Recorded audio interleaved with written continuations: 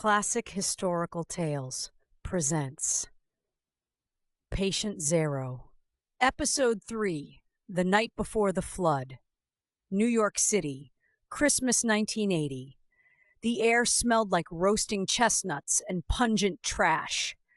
Gilbert Ducharme stepped out of the taxi in front of the West Side YMCA, a battered duffel on his shoulder. He hadn't been to the Big Apple since the spring, but something about the city in winter always felt like theater. Bright, loud, unreal. He checked into a small hotel near 8th Avenue, dropped his bag, and went walking. Downtown in Greenwich Village, the sidewalks were still bustling, but not as lively in some uncanny way. The cruising spots had grown quiet. Several men he used to see regularly weren't around. At Julius's bar, he met a friend from his Montreal days, Leo, who had moved to the village in '78 to be free and fabulous, as he put it. Leo looked thin, gaunt. "You look tired," Gilbert said, eyeing the shadows under Leo's eyes. Leo sipped his whiskey. "I got something in my throat that won't go away. Doctors say it's fungal." He smiled weakly, then changed the subject. Studio 54, New Year's Eve, 1980. The velvet rope still held power. Inside the club, nothing had changed. The walls pulsed with color. Men in silk shirts spun under the silver gleam of the mirror ball. Diana Ross's "I'm Coming Out" was blasting. Women danced in boas. Men danced in each other's arms. There were rumors that the club would shut down.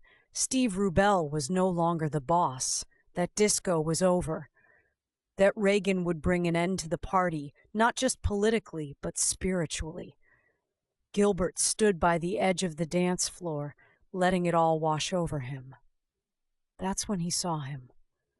Bruce, the bartender, still handsome, mustache neat, sleeves rolled up. They'd had a fling in the summer of '78. A rooftop in Soho, beer and sweat and laughter. Bruce spotted him. His face lit up. "Canada!" he called out, reaching over the bar and pulling Gilbert into a hug. "I thought you died in a plane crash or got married to a German tennis coach." "Close," Gilbert grinned. "It was a Dutch swimmer." They laughed, and Bruce reached under the bar and brought out a bottle of champagne. The crowd was swelling as midnight neared. "You look good," Bruce said. "Still flying?" "Still flying. Paris last week. Before that, Haiti and Brazil." Bruce raised an eyebrow. "I'm barely making it to Jersey these days." They sat quietly for a moment, watching the crowd. "You notice something weird?" Bruce said, voice low. "Some of the guys, they're not just thin, they're sick. Like pale, lesions, rashes." Gilbert nodded slowly. "I saw something similar in Africa and in Haiti." Bruce poured both of them another full glass. "I'm not catching anymore," he said. "From now on, I only pitch. I'm not dying for pleasure." Gilbert gave a wry smile. "That's fine. I've always considered myself a power bottom with the right guy." Bruce looked at him. "Am I still the right guy? It's been like 3 or 4 years." Gilbert, with a twinkle in his eye, said, "You were always my Bruce C. baby, remember?"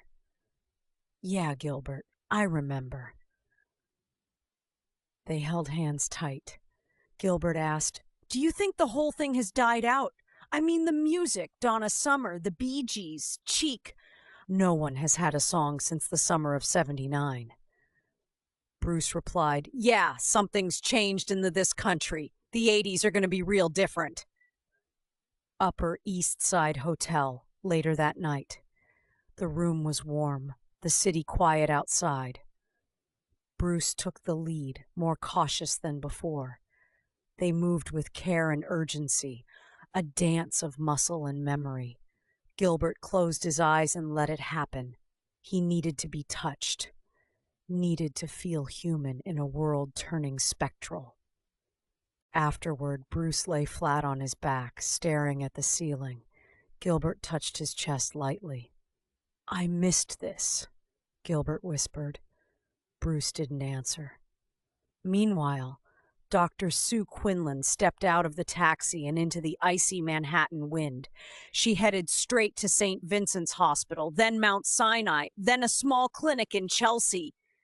She asked questions. She looked into eyes already sunken. She listened. Have you had sex with anyone who travels? Anyone from out of state? Any names you can remember? One answer came back more than the rest.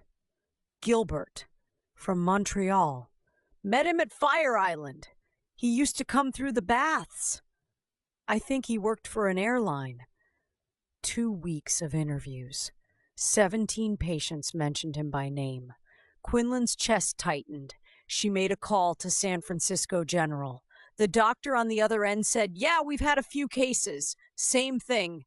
Emaciation, pneumonia, purple spots. Any shared partners? Sue asked. Funny you mention it, the doctor replied. Couple guys said they hooked up with someone named Gilbert from Montreal. One said it was back in '77, said he was a flight attendant. Sue leaned back in her chair. Her pen hovered above her notebook. He's a carrier, she whispered. He's the thread. New York, July 1981. Gilbert stepped out of a cab in front of Studio 54 once more. The Marquis looked tired now. The velvet rope was gone. Inside, fewer people danced. The air felt hollow. He approached the bar. A new guy was working. Where's Bruce? Gilbert asked. The bartender blinked.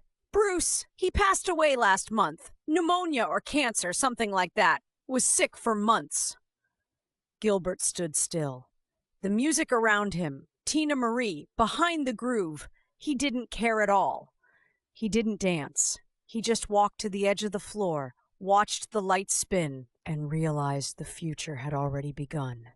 By the summer of 1981, the virus had a foothold in 2 cities, maybe 3. It traveled faster than fear, silent as breath. And in the dark corners of America's greatest nightclub, Gilbert Ducharme was becoming a legend, not for what he knew, but for what he never saw coming.